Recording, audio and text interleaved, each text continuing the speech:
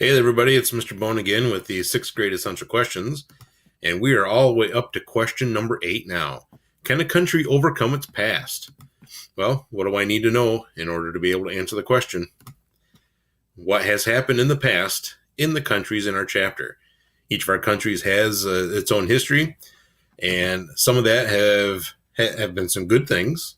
Obviously, each history has some good things, but it also probably has some bad things as well. It's probably the bad things that we're looking at as far as overcoming them. If they were all good things, you would just accept your past and you would celebrate your past.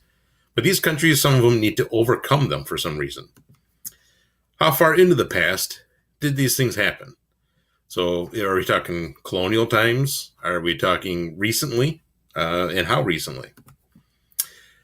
Second, has the country tried to overcome or change any of these things? Is it something that they have attempted or not? And in thinking about that, is it something that they actually can control, or is it something out of their control?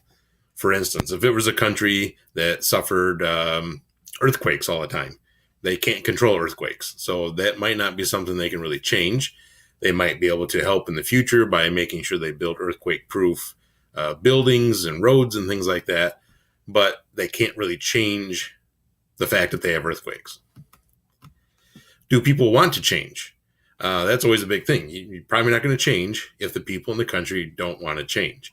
Also, though, does the government want to change? And both of those things have to happen in order for change to happen successfully. Maybe the government needs to talk the people into it. Maybe the people need to talk the government into it. Or maybe they're both on board already. What steps need to be taken for the country to be successful? So a lot of times there's not just an easy answer. Oh, we just do this and everything's fine. It may be step 1 through step 18 to get something done.